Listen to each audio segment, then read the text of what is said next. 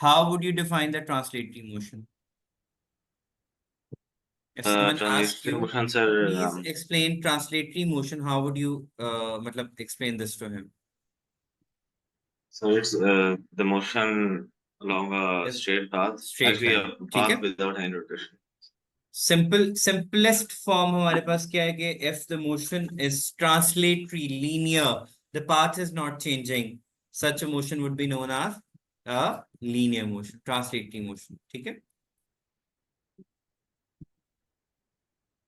Translatory mean no change of direction.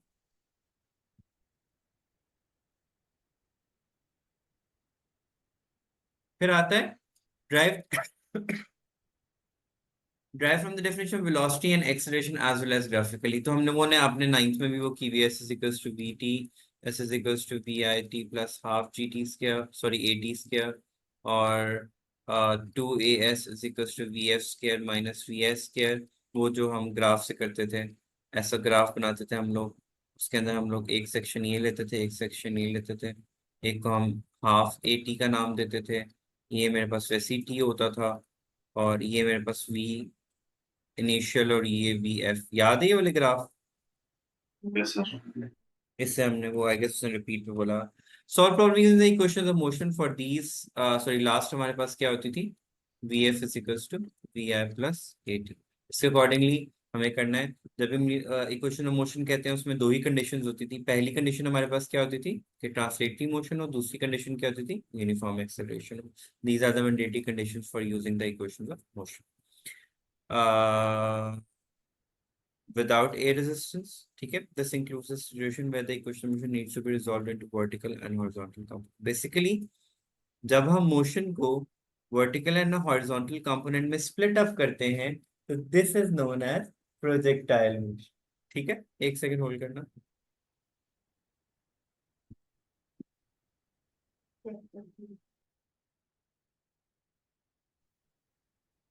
अच्छा जी, to dimensional motion को हम लोग क्या नाम देते हैं, प्रोजेक्टाइल मोशन का नाम देते हैं, ठीक है? That is the definition of a projectile motion.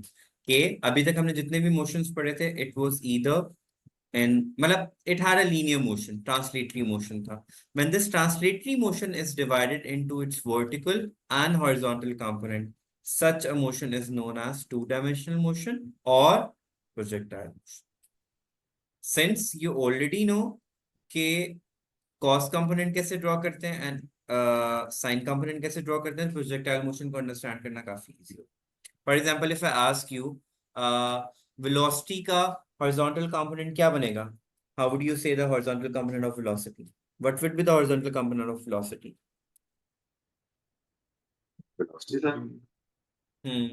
Horizontal component का मतलब क्या होता है, उसके साथ आके क्या अटैच होगा, cos of theta. Vertical Cos component का theta. मतलब क्या होता है, उसके साथ क्या होगा, Sin sin of theta. Theta. तो horizontal component of velocity will be known as v and vertical will be known as v sin of theta. So when a velocity split into its vertical and horizontal component, such a motion is known as projectile motion.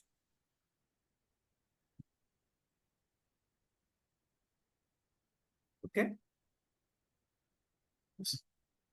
And also known as a two-dimensional motion, which is the definition of a projectile motion. ठीक है?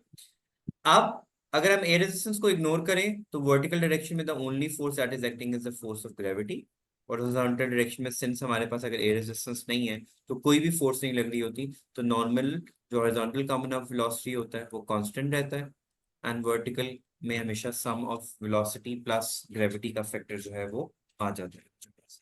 ठीक है? अब इसके अंदर जो additional points हैं वो ये है कि the motions are independent of each other, v vertical have nothing to do with v horizontal. मतलब ये कहे ना कि हम कहीं पे कोई चेंजेस लेके आ रहे हैं, अकॉर्डिंग टू दैट हमारे पास रिजल्ट्स में कोई चेंज आ रहा है, तो नहीं, इन दोनों का आपस में कोई रिलेशनशिप नहीं है। हाँ, अगर एयर रेजिस्टेंस इन्वॉल्व होगा तो वेरिएशन इन रिजल्ट आएगा, वो भी मोस्टली वर्टिकल कंपोनेंट में आएगा, ठीक है? हॉरिजॉन्टल कंपोनेंट में कोई एक्सीलरेशन नहीं एक्ट कर रही होती, तो वहां पे एज इट इज को इतना चेंज आता भी नहीं है। फिर जब भी हम प्रोजेक्टाइल मोशन को डिस्कस करते हैं, हम तीन पैरामीटर्स को डिस्कस करते हैं। पहला पैरामीटर जो होता है, पैरामीटर तो नहीं कहेंगे, थ्री सेक्शंस को हम डिस्कस करते हैं कि हमारे पास हाइट ऑफ प्रोजेक्टाइल कितना होगा, टाइम ऑफ फ्लाइट कितना होगा, एंड लास्टली रेंज कितना होगा। ठीक है, तो टाइम ऑफ फ्लाइट ये आ गया। Where would it go would be after a given time range, and how far would go along the level of range. तो ये रेंज होता है हमारे पास, ये हाइट होता है, और वो लास्ट टर्म जो है वो टाइम ऑफ फ्लाइट कंसिडर होगी हमारे पास। ठीक हो गया। देन हमारे पास है situations may also require students to calculate the projectile round from the ground height, and वो हमारे पास एंगल्स होंगे, sorry, using the equations of motion हम लोग ये तीनों सेक्शंस जो हैं वो कवर अप करेंगे कि किस तरीके से वो फाइंड आउट होती हैं हमारे पास ये चीजें। देन हमारे पास आएगा predict qualitatively how air resistance affects the projectile motion. This includes both the analysis horizontal component and vertical component of velocity, hence predicting the qualitative range of वो। Apply the principles of conservation of momentum, solve simple problem। Elastic and elastic collisions क्या होती थी हमारे पास?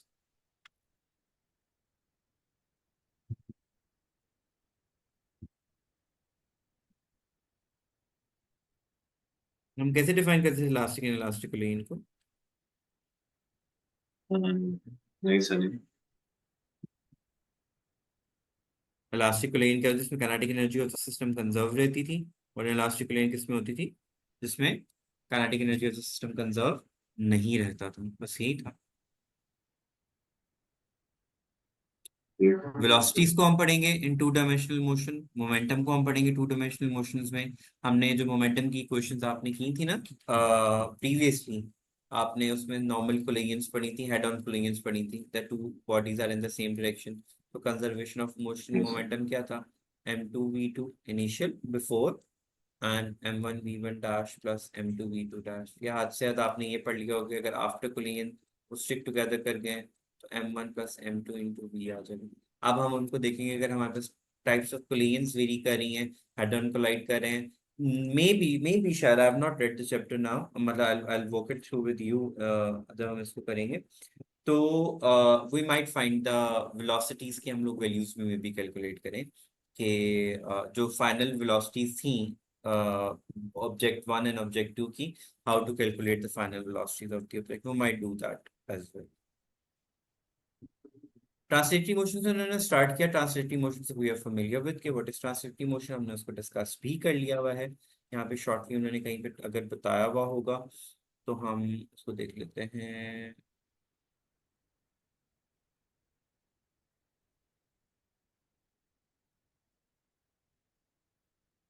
बाकी kinematics और dynamics का तो आपको पता ही है ना क्या डिफरेंस होता है।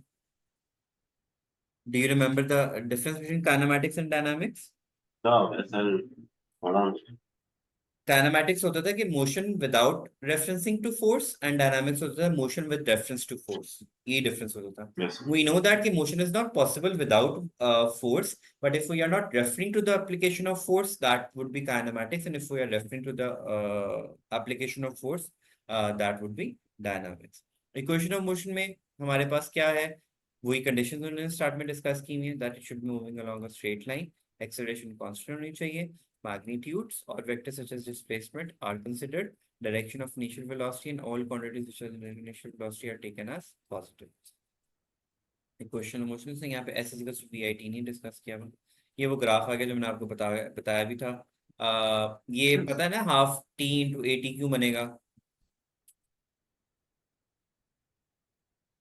चलो फॉर्मूला ये सर बता लिया दो। ना एरिया ऑफ ट्रायंगल। वो ट्रायंगल होता है 1/2 बेस इंटू हाइट होती है। बेस हमारे पास क्या बन यस रही थी? टाइम। हाइट में हमारे पास टी1 क्या भी बन है। रहा है? वी एफ माइनस वी आई। तो हमारे पास इक्वेशन ऑफ मोशन के अकॉर्डिंगली ए टी किसके इक्वल आता है? वी एफ माइनस वी आई। तो उसको पुट कर देंगे तो यहाँ पे वो आ जाएगा। ये रेक्टेंगल बन रहा था। रेक्टेंगल का यस फॉर्मूला क्या होता है? Base into height. तो इक्वेशन ऑफ मोशन जैसे आपने उसमें ड्राइव की थी उस तरीके से यहाँ पे drive. Do you think you need to review these? नहीं सर यार। फ्री फॉल मोशन में हम लोगों ने क्या करना होता है? ए ने रिप्लेस हो जाना होता है जी से। अगर अपवर्ड मोशन है तो माइनस जी से रिप्लेस होगा, डाउनवर्ड मोशन है तो पॉजिटिव जी से रिप्लेस हो जाएगा। यस बाकी एस ओ सब एच सेम से है। होगा वो रिप्लेस। सॉरी। एस और एच होगा ना सर, मतलब फिर। हम्म। डिस्प्लेसमेंट को हाइट से रिप्लेस कर देते हैं हम लोग। यस तो इसको देख लेते हैं। स्लोप का मतलब क्या होता है? Y over x. तो वाई में हमारे पास क्या बन रहा है? B C. और एक्स में क्या बन रहा है हमारे पास? ए सी। BC की वैल्यू हमारे पास क्या बन रही थी, VF माइनस VI, ठीक है। और AC की वैल्यू हमारे पास क्या बन रही थी, हाफ AT स्क्वायर। उसने दूसरे तरीके से कर दिया, उसने बस स्प्लिट कर दिया कि BC बेसिकली इक्वल है हमारे पास BD माइनस CD के, बिकॉज यहाँ से BD टोटल किसके इक्वल आता है, BC प्लस CD के। अगर हमें BC निकालना है तो BD माइनस CD हो गया। उसने BD और CD की वैल्यू इंडिविजुअली पुट कर दी है यहाँ पे, और रीअरेंज करके फर्स्ट इक्वेशन ऑफ मोशन बना ली। सेकंड इक्वेशन ऑफ मोशन में उसने ट्रायंगल रेक्टेंगल का फॉर्मूला ऐड कर दिया है। ट्रायंगल में हाफ ए बेस इनटू हाइट, डिस्प्लेसमेंट लिया है, सॉरी उसने ट्रेपीजियम शेप कंसिडर किया है, ये पूरी शेप उसने कंसिडर कर लिया है, ट्रेपीजियम वाली शेप। तो ये साइड ए हो गया, ये बी हो गया, और ये मेरे पास क्या हो गया, हाइट हो गई। तो ये हमें ऑलरेडी पता है, ओ ए प्लस बी डी वी आई इसको वो होती है, और हाइट हमारे पास जो है वो टी बन रहा है। वी एस की जगह पे उसने उसकी वैल्यू पुट कर दिया, v i into a t. तो हमारे पास वी एस किसकी इक्वल होता था, v i plus a t के। तो ये वैल्यू उसने यहाँ पे पुट कर दी। अब वी ए टू वी आई बन जाएगा, इससे कैंसिल आउट हो जाएगा एक टू, और प्लस ए टी वाला फॉर्मूला बन जाएगा। सो टू टू से कैंसिल आउट हो गया, ये हाफ ए टी स्क्वायर बन गया। तो S is equals to we I T plus half a t square. तो अब ये जब टी दोनों से मल्टीप्लाई होगा तो वहाँ थर्ड इक्वेशन मोशन में भी उसने जो है उन्हीं साइड्स को लिया है। बस हमारे पास जो पहले से वैल्यूज आ गई हुई हैं उनको यूज करते हुए उसने दोनों साइड्स को BC ओवर OD से मल्टीप्लाई कर दिया है उन, ताकि to simplify the equation exactly वो नाइन्थ वाला ही है, देयर इज नथिंग।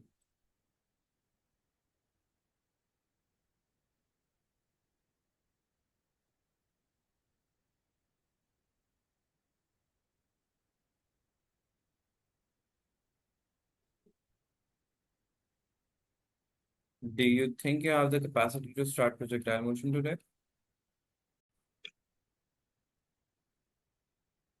अच्छा जी।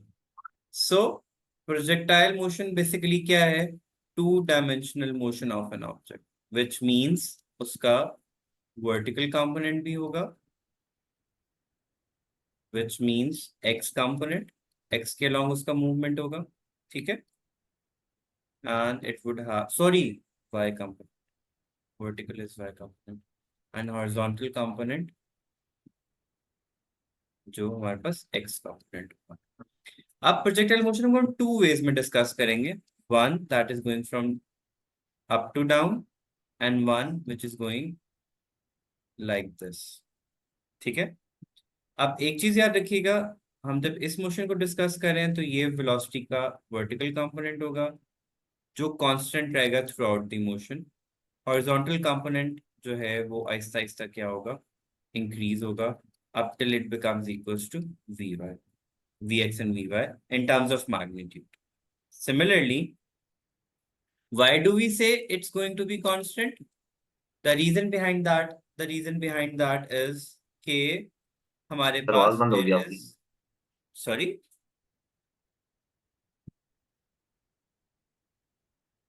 there is no force acting in a horizontal direction. Sir आवाज नहीं आ रही। हाँ।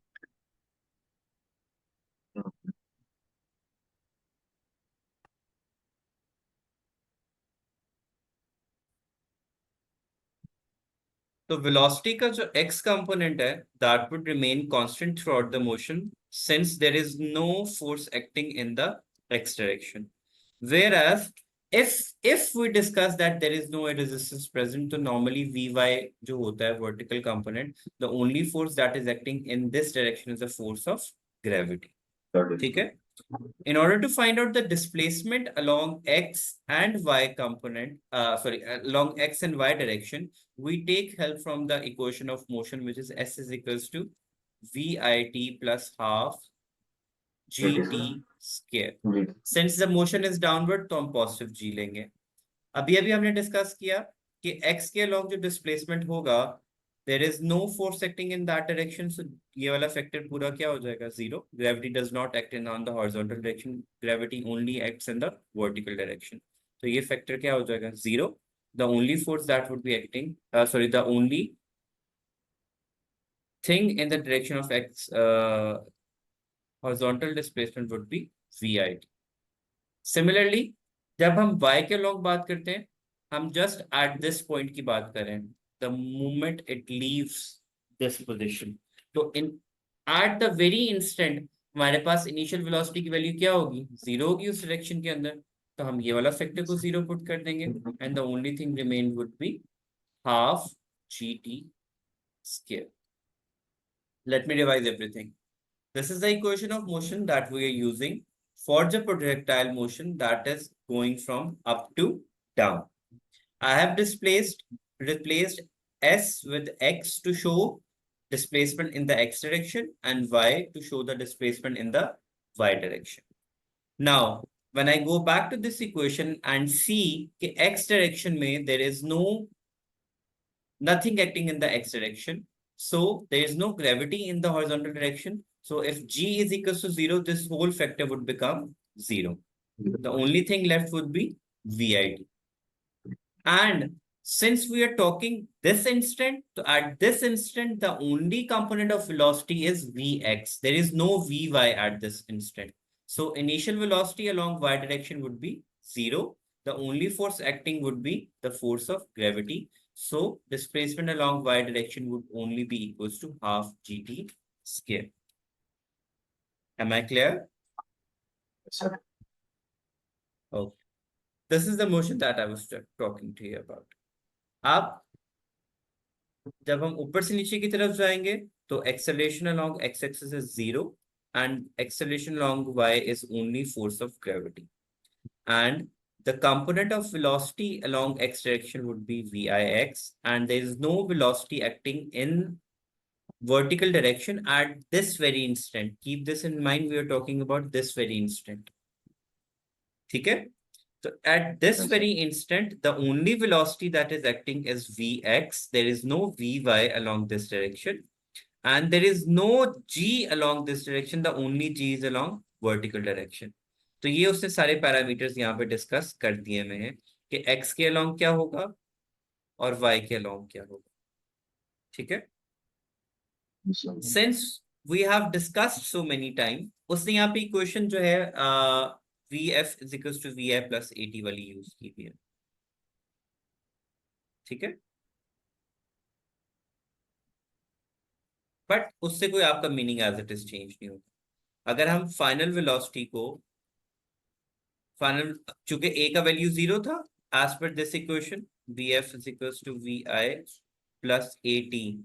एज पर दिस इक्वेशन a की वैल्यू 0 है along x direction, तो ये वाला फैक्टर 0 हो जाएगा. Only VI would be left, and horizontal direction of velocity को किससे डिनोट करते हैं? Cos of theta से. So VI cos of theta बन जाएगा. ठीक हो गया? Similarly, when we are talking about y, again अब y के along initial velocity क्या था? 0.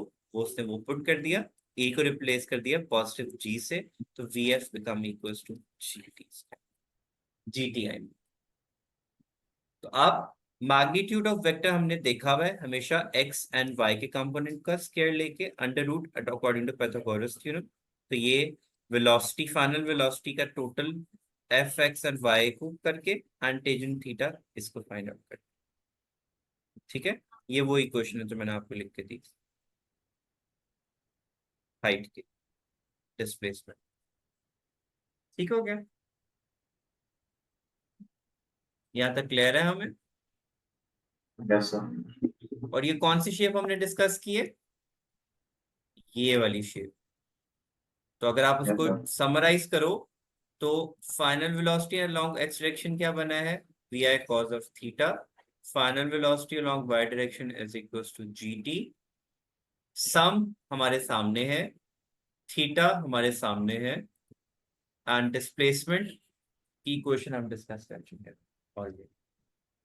Now we are going to discuss this shape, और इस शेप की बेसिस के ऊपर हम लोग डिस्कस ये वाला शेप. इस शेप की बेसिस पे हम हाइट ऑफ प्रोजेक्टाइल डिस्कस करेंगे, रेंज ऑफ प्रोजेक्टाइल डिस्कस करेंगे, एंड टाइम ऑफ फ्लाइट को डिस्कस करेंगे. तकरीबन तमाम चीजें सेम ही रहेंगी जो हम पीछे पढ़ के आए हैं. ठीक है? दैट इज कि x का कंपोनेंट cos ऑफ थीटा होगा, y का कंपोनेंट sin ऑफ थीटा होगा, एक्सेलरेशन अलोंग x 0 ही रहेगा, acceleration along y g, this time हम माइनस g इसलिए लिख रहे हैं बिकॉज हमारा मोशन अपवर्ड। ठीक हो गया? Can we go to the next part? Yes sir. Equation वही है जो हमने ऊपर यूज की, यही वाली। ठीक है, सिंस x डायरेक्शन में a की वैल्यू 0 है तो only V I cos of theta रह जाएगा, और y की डायरेक्शन में अब हमारे पास इस वेलोसिटी की केस में हमारे पास वर्टिकल कंपोनेंट भी है और हॉरिजॉन्टल कंपोनेंट भी है। इस दफा वी आई 0 नहीं होगा बल्कि V I sine of theta minus G T. Okay, again हम इसका सम फाइंड आउट करेंगे, तो वी एफ किसके इक्वल होगा?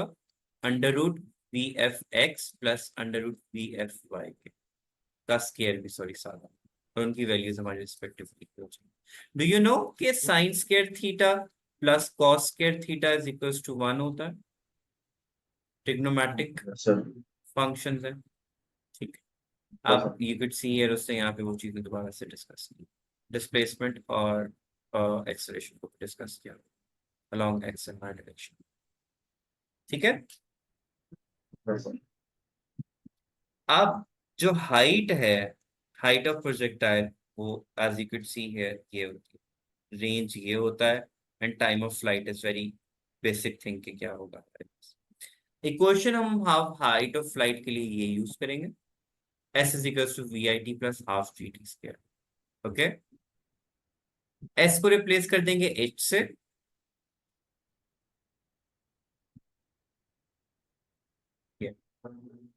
तो S equal to V F square minus V S square भी हम लोग यूज कर सकते हैं। s को रिप्लेस कर दिया h से, a को रिप्लेस कर देंगे हम माइनस जी से, v फाइनल वेलोसिटी हमारे पास क्या हो जाएगी? 0, क्योंकि मैक्सिमम हाइट पे रीच करके वेलोसिटी की वैल्यू क्या हो जाती है? 0, and initial velocity would B.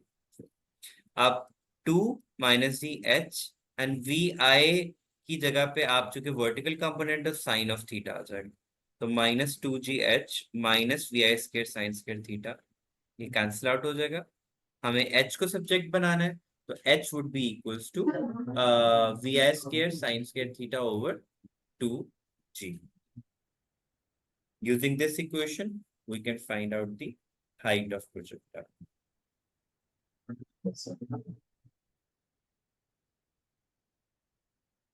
Moving on to the next one, we have time of flight. Time of flight के लिए हम s is equal to we I T plus half G T square का formula use करेंगे। अब उसमें हम s की value को 0 पुट कर देंगे, because total displacement covered would be 0, because जिस पॉइंट से स्टार्ट किया था आप उसी पॉइंट पे आके एंड करते हो, तो आपके पास टोटल डिस्प्लेसमेंट क्या बन जाएगा? 0 बन जाएगा।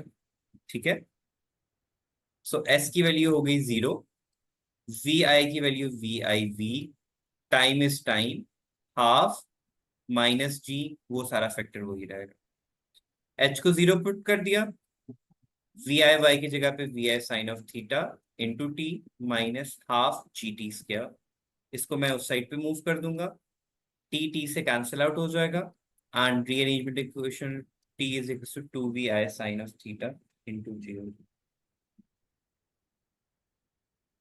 ओके, जी सर।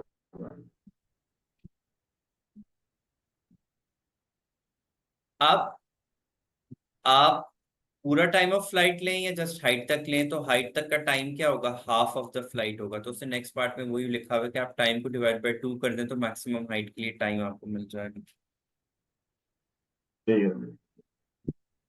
नेक्स्ट पार्ट में उन्होंने हमें range of projectile find out करना है। रेंज चूंकि हमारे पास हॉरिजॉन्टल होती है, as you can see here, range हमारे पास हॉरिजॉन्टल है, तो हम s is equals to V T का फॉर्मूला यूज कर लेंगे, s is equals to V T, यहाँ पे v का x कंपोनेंट आएगा। ठीक है, टाइम की वैल्यू हमारे पास अभी रिसेंटली क्या निकली है? 2 vi sine of theta into G, तो हम पुट कर देंगे रेंज के लिए s is equals to V X into T Vx की वैल्यू हमारे पास v cos ऑफ थीटा हो जाएगा, टाइम की value 2bi sine of theta over g हो जाएगा। यहाँ पे एक हमने स्टेटमेंट यूज करना है, 2 sine theta cos theta is equal to sine 2 theta के इक्वल होता है।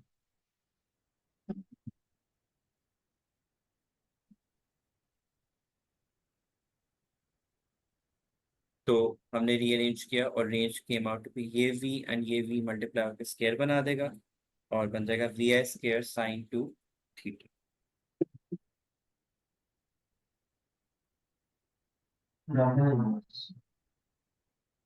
Are we clear? Yes sir. Definitions और वो तमाम चीजें हमको पता होनी चाहिए। मैक्सिमम रेंज हमारे पास 45 पे होती है, ठीक है, और वो वैल्यूज बस आप वैल्यूज पुट करोगे और उसके अंदर हमारे पास आ जाएगा, ठीक है, क्योंकि 45 थीटा इंटू 2 होगा तो 90 बन जाएगा और साइन 90 इक्वल्स टू 1। बाकी ये कुछ चीजें हैं, ये आपको एमसीक्यूज में हेल्प आउट करेंगी कि रेंज और projectile motion with air resistance without air resistance common की बात है, विदाउट एयर रेजिस्टेंस वो ज्यादा रेंज कवर करेगा, विद एयर रेजिस्टेंस वो कम range cover.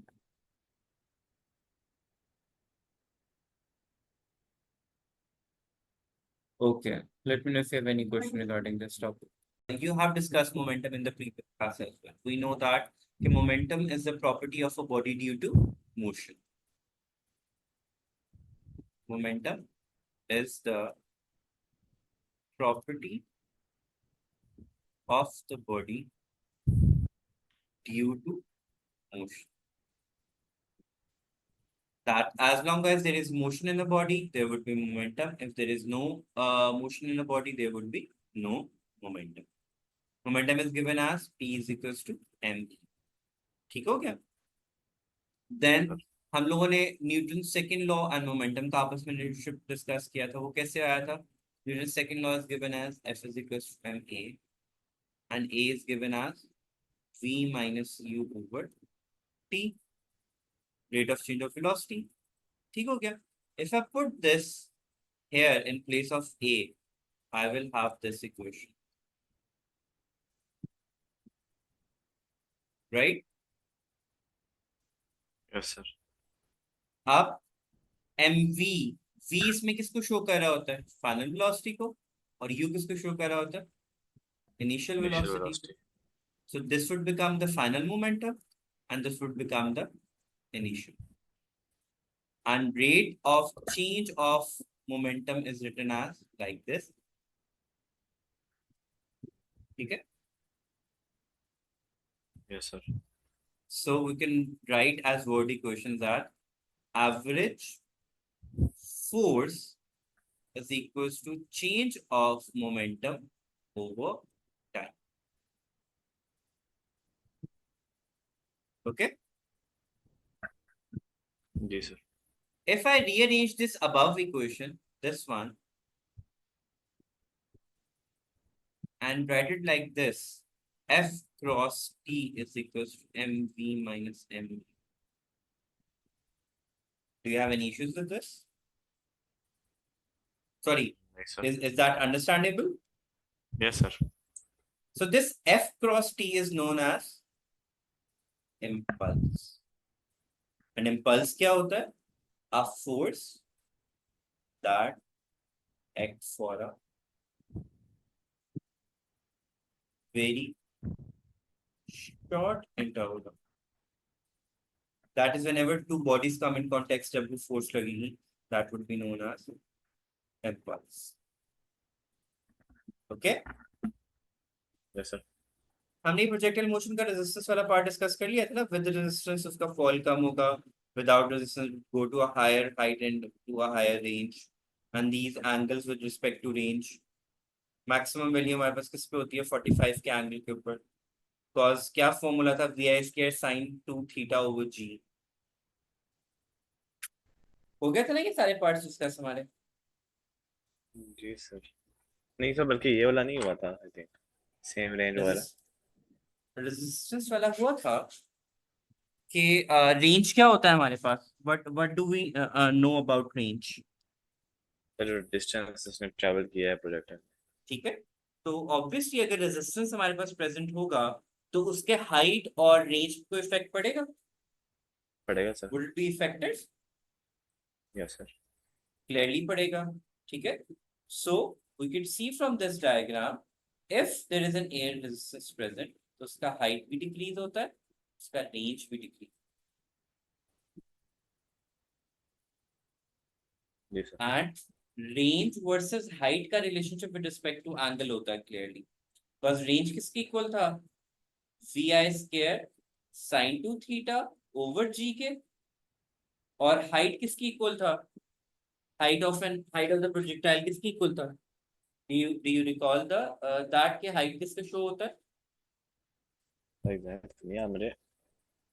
2vi sin of theta over g के equal, cos के equal, ये रहा height, vi square sin square theta over g। Square theta अब अगर हम इन दोनों फॉर्मूलाज को साइड बाय साइड लिखें तो दोनों किस पे डिपेंड कर रहे हैं? साइन के ऊपर डिपेंड कर रहे हैं। जी सर। एंड हमें पता है कि अगर मैं साइन की वैल्यू यहाँ पे एंगल्स पुट करूंगा, साइन की वैल्यूज के, थीटा को 30 पुट कर दिया, 45 पुट कर दिया, 60 पुट कर दिया, उसके रिस्पेक्ट से हम हाइट एंड रेंज को फाइंड आउट कर सकते हैं। तो मैक्सिमम रिजल्ट हमारे पास 45 के ऊपर आता है।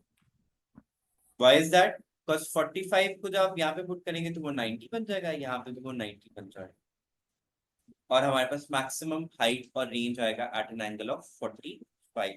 सो from here we conclude that अगर हम इन फॉर्मूलास को यूज करते हैं, हम अनगाइडेड मिसल्स या अनगाइडेड, अगर हमें कोई वर्कआउट करना है, हमें एक रेंज फॉलो करनी है या हाइट फॉलो करनी है, तो we take help from these. हम इनिशियल वेलोसिटी सेट करेंगे, उसका एंगल सेट करेंगे, तो विदाउट एक्चुअली डूइंग दैट हम पहले से कैलकुलेट कर सकते हैं कि इसकी पॉसिबल हाइट और रेंज क्या है। अब ऑब्वियसली रेजिस्टेंस की वजह से इफेक्ट तो उस पर आएगा, बट हम पॉसिबल रेंज एंड हाइट निकाल लेते हैं। नॉर्मली ये अनगाइडेड या बैलिस्टिक मिसाइल्स के अंदर ये टेक्निक्स को यूज किया जाता है। जो टैंक्स वगैरह होते हैं ना, कि तोप का जी गोला कहाँ तक जाके गिरेगा, तो अब वो हर दफा गिरा के थोड़ी देखेंगे जंगों के अंदर, तो वो पहले से एक एस्टिमेशन लगाते हैं कि उसका एंगल, टैंक का जो माउथ है उसका एंगल कितना सेट करें, और स्पीड क्या रखेंगे, तो वो कितना हाइट और रेंज को कवर अप करे। हम पूरा डी ट्रैक हो गए, हमें मोमेंटम की तरफ वापस आना चाहिए। Law of conservation of momentum का यहाँ पे भी कॉन्सेप्ट वही है जो आपने 9th क्लास में पढ़ा था। Law of conservation of momentum क्या था?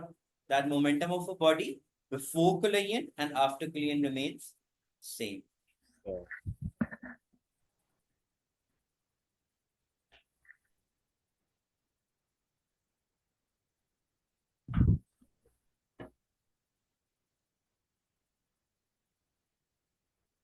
सर आवाज आपकी बंद हो गया। मैं भी बोल रही हूँ, जी सर। अब आ रही है ना? मोमेंटम आ रही ऑफ है। Body before collision is equals to momentum after collision। तो उसके लिए हमने कौन सी एग्जांपल यूज की थी? हमारे पास टू बॉल्स हैं, पता नहीं उन्होंने यहाँ पे डिस्कस किया है नहीं। अच्छा, पहले इलास्टिक प्लेन और इनइलास्टिक प्लेन को डिस्कस कर लेते हैं। Elastic plane is defined as the type of collision in which the kinetic energy of the system remains constant, and in elastic collision वो होती है जिसमें kinetic energy of the system constant नहीं होती है, ठीक है, इसके अलावा कुछ। Then there is this term used as क्या कहते हैं, isolated system। Isolated system is known as जिस सिस्टम के there is no external force acting। Sir. An isolated system would be a system in which no external force is acting on। बाकी जो law of conservation of momentum है वो exactly वो 9th वाला ही है जो आपने पहले से पढ़ा हुआ है, कि हमारे पास टू बॉल्स हैं which is moving with the velocity of u1 and u2। After collision the velocity changes to v1 and v2। इसका टोटल मोमेंटम क्या बनेगा?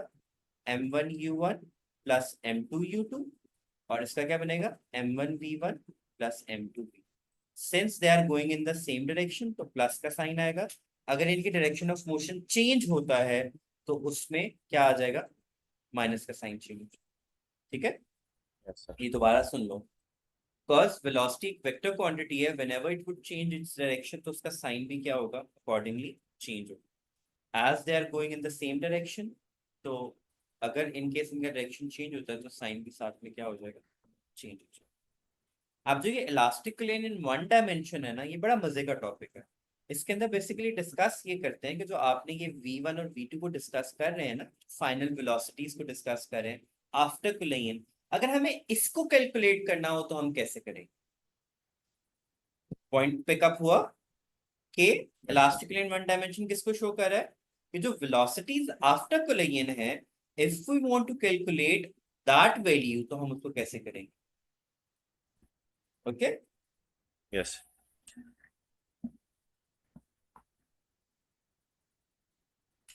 चलो, let's get into this topic now.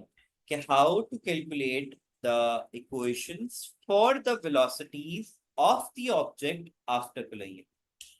Okay, for that Yes. we need to take into account a certain parameters जिनको हम discuss करेंगे। First of all is कि हम वही point discuss करेंगे कि हमारी kinetic energy and elastic planes को हम discuss करेंगे, ताकि पैरामीटर्स हमारे पास ऑलरेडी सेट हों कि क्या वैल्यूज कब किस तरीके से एक्ट आउट होगी। सबसे पहले वो डिस्कस करता है law of conservation of momentum को, ठीक है। यू कैन सी हियर कि momentum of the two balls before and after collision, then वो बॉल वन की जो velocity before and after collision है उसको एक तरफ कर लेगा एंड बॉल टू को एक तरफ कर लेगा।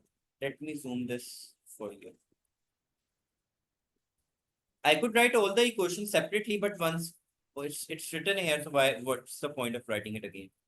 अब उसने मास वन की बिफोर एंड आफ्टर की वेलोसिटीज को एक तरफ कर लिया, मास टू को एक तरफ कर लिया, m1 को कॉमन ले लिया एंड हमारे पास रीअरेंज करके इक्वेशन ये आ गया। Will stop here. अब हम आएंगे kinetic energies of the system के ऊपर। Kinetic energy of the system, first system, kinetic energy of the second system before collision, kinetic energy of the system after collision for first body, kinetic energy of the system after collision for second। इसमें भी exactly यही करेंगे कि हम m1 के factors को एक तरफ ले जाएंगे, m2 के फैक्टर्स को एक तरफ ले जाएंगे। अब 2 ऑब्वियसली कैंसिल आउट हो जाएगा जो कॉमन आएगा और हमारे पास ये फैक्टर्स रह जाएंगे। अब आपको ये पता है कि a square minus B square किसके इक्वल होता है, a plus B and a minus A B plus के। A minus B. यस। ठीक है, तो ये क्या बन जाएगा, u1 v1 u1 minus v1 and u1 plus v, ये इसके अकॉर्डिंग। v1। अब हम इक्वेशन 3 एंड इक्वेशन 2 को आपस में क्या कर देंगे, डिवाइड कर देंगे। m1 m1 से कैंसिल आउट हो जाएगा, u1 u1 से कैंसिल आउट हो जाएगा, सिमिलरली m2 m2 से कैंसिल आउट हो जाएगा, ये इससे कैंसिल आउट हो जाएगा and we will be Yes. Left with u1 v1 and v2 and v2। अब हम इनिशियल वेलोसिटीज को एक तरफ कर लेंगे एंड फाइनल वेलोसिटीज को एक तरफ कर लेंगे। Do you understand the equation up till here? Yes sir. अब यहां से हमने क्या करना है, हमने u1 को सब्जेक्ट बनाना है और बारी बारी इस इक्वेशन में पुट कर देना इक्वेशन 2 के अंदर। फॉर एग्जांपल u1 किसकी इक्वल आएगा, v2 minus v1 plus u2 के। ठीक है, जैसे उसने यहाँ पे हमने वेलोसिटीज कौन सी फाइंड आउट करनी थी, v1 एंड v2 को फाइंड आउट करना है ना, तो हम एक दफा, जी। Sorry I accidentally said u1 and u2, हमें v1 एंड v2 की वैल्यूज निकालनी है, तो हम एक दफा v2 को सब्जेक्ट बना लेंगे, एक दफा v1 को सब्जेक्ट बना लेंगे। सपोजिटली हमने v2 को सब्जेक्ट बनाया और इक्वेशन हमारे पास ये आ गई। अब हमने ये उठा के कहाँ पे पुट कर देनी है, इस इक्वेशन के अंदर and we will set the, मतलब रीअरेंज द इक्वेशन। और हमने पुट किस में करना है, मैंने आपको मल्टीपल टाइम बता दिया है, हमने इस इक्वेशन में पुट कर v1 एंड v2 की वैल्यू कहाँ से पुट करनी है, इस इक्वेशन में से पुट करनी है। ओके, जब हम पहले v1 को v2 को सब्जेक्ट बनाएंगे, v2 की जगह पे ये वैल्यूज आ गई, हम रीअरेंज करेंगे इक्वेशंस को, हम v1 को एक तरफ ले जाएंगे और बाकी रिमेनिंग सबको एक तरफ ले जाएंगे। तो जब आप v2 को सब्जेक्ट बनाते हैं तो हमारे पास v1 की वैल्यू आती है, जब v1 को सब्जेक्ट बनाएंगे तो v2 की वैल्यू आएगी। दोनों को किस इक्वेशन में पुट करना है, इस इक्वेशन में, law of conservation of momentum की equation. So v1 is equals to m1 minus m2 over m1 plus m2 into u1 plus 2m2 over m1 m2 into u2. Similarly, अब आप एक काम करो, आप v1 की ये वैल्यू डू इट रफली एट योर एंड, इस इक्वेशन में पुट करो, that is m1 v1 is equal to m2 v2, and tell me कि क्या आंसर आ रहा है. Okay yes sir. कि then there comes the case, यहाँ पे हमने ये डिस्कस करना होता है कि what if there is a difference in the mass. ठीक है, what is there is a difference between the velocities of the object. There are four cases. अगर वो कहते हैं कि टू बॉडीज का मास बिल्कुल इक्वल है but velocity of one object is zero, एक एंड v1, उन्होंने बोला देन इक्वेशन बिकम्स, अगर if the masses are equal and if one of the body, if one of the velocity is zero. ठीक है, सो हमारे पास velocities आपस में क्या हो जाती हैं, एक्सचेंज हो जाती है. दैट m1 की जो वेलोसिटी होगी, suppose initially it's moving with 3 meters, and sorry u1 किसको मिल जाएगा, v2 को, और People. u2 किसको मिल जाएगा, v1 में. दोनों बॉडीज अपनी वेलोसिटीज को एक्सचेंज कर, दैट इज m1 की वेलोसिटी m2 को मिल जाएगी और m2 की वेलोसिटी m1 को मिल जाएगी आफ्टर कोलिजन. ठीक है, तो पहला केस इसको इंडिकेट कर रहा होता है. सेकंड केस इसको इंडिकेट कर रहा होता है, सॉरी सेकंड केस मैंने पहले बता दिया था आपको. सेकंड केस इस चीज को इंडिकेट कर रहा होता है कि अगर masses सेम है but if one of the bodies at rest. अब masses सेम है, दिस मींस के कॉन्सेप्ट वही लगेगा कि m1 की वेलोसिटी इसको मिल रही है और m2 की वेलोसिटी इसको मिल रही है. तो अगर v1 जीरो है, आई मीन u1 जीरो है, तो v2 क्या हो जाएगा, जीरो हो जाएगा. ठीक है, और उसके रिस्पेक्ट से ऑपोजिट, आप जैसे ये वाली इक्वेशन है. ठीक है, और इसमें आपने कह दिया कि u2 जीरो है, तो अगर u2 जीरो है तो v1 भी क्या हो जाएगा, जीरो, और v2 और u1 आपस में एक्सचेंज कर लेंगे वेलोसिटीज जो भी. इसका मतलब सिर्फ न्यू है बेटा, m1 और m2 ये दो बॉडी है. ठीक है, इसकी Sir. वेलोसिटी क्या है, u1 और v1, इसकी वेलोसिटी क्या है, u2 and v2. After collision इसकी वेलोसिटी इसको मिल जाएगी, इसकी वेलोसिटी इसको मिल जाएगी. इसका मतलब क्या हुआ, v1 किसको मिल जाएगा, u2 को मिल जाएगा, और u1 किसको मिल जाएगा, v2 को मिल जाएगा, if Yeah. The masses are same. फिर कैटेगरी आएगा if m1 is very much larger than m2, या एक कैटेगरी आएगा just when m2 is very very much larger than m1. ठीक है, अब अगर m2 is very very larger than m1, तो हम सपोजिटली उसका मास को क्या कंसिडर कर सकते हैं, जीरो कंसिडर कर सकते हैं. फॉर एग्जांपल एक फुटबॉल और एक ट्रक है, तो फुटबॉल के कंपैरिजन, सॉरी ट्रक के कंपैरिजन में फुटबॉल का कोई मास होगा. नहीं, बहुत कम. ठीक है, हम उसको फॉर द टाइम बीइंग क्या कंसिडर कर लेंगे, जीरो, और उसकी velocity of the second body is zero. अब आप u2 को जीरो पुट कर देंगे और m1 को जीरो पुट कर देंगे किस इक्वेशन में, इन दो इक्वेशंस के अंदर, और हम अपने आंसर्स निकाल लेंगे. ठीक है, तो ऑब्वियस सी बात है कि अगर ट्रक इनिशियली रेस्ट पे था, तो after collision with the football भी उसकी वेलोसिटी क्या रहेगी, जीरो. जीरो ही रहेगी. और फुटबॉल जिस वेलोसिटी से हिट किया था ट्रक को, उसी वेलोसिटी से वो वापस चला जाएगा, तो साथ में नेगेटिव साइन है. ठीक है okay, sir. Similar goes for कि अगर m1 is very very much larger than m2, अब हम m2 को जीरो पुट कर देंगे और u2 को जीरो पुट कर देंगे, इक्वेशंस रीअरेंज होंगी और हमारे पास आंसर आ जाएंगे कि v1 जो वेरी हेवियर ऑब्जेक्ट है उसकी velocity before and after collision भी सेम रहेगा. ठीक है, वेराज जो क्या कहते हैं लाइटर ऑब्जेक्ट है उसकी वेलोसिटी पहले से क्या हो जाएगी, डबल हो जाएगी. अब ये क्वेश्चन आप पुट करके देखो, किसमें, इन दो इक्वेशंस, v1 की वैल्यू में और v2 की वैल्यू में पुट करो m2 is equal to zero and u2 is equal to zero. ठीक है, एंड सी के आंसर वाकई ही आ रहा है कि v1 is equal to u1 and v2 is equal to 2 of u1. Check करो. ठीक है, इन इक्वेशन में पुट कर, इन दो. Okay yes sir.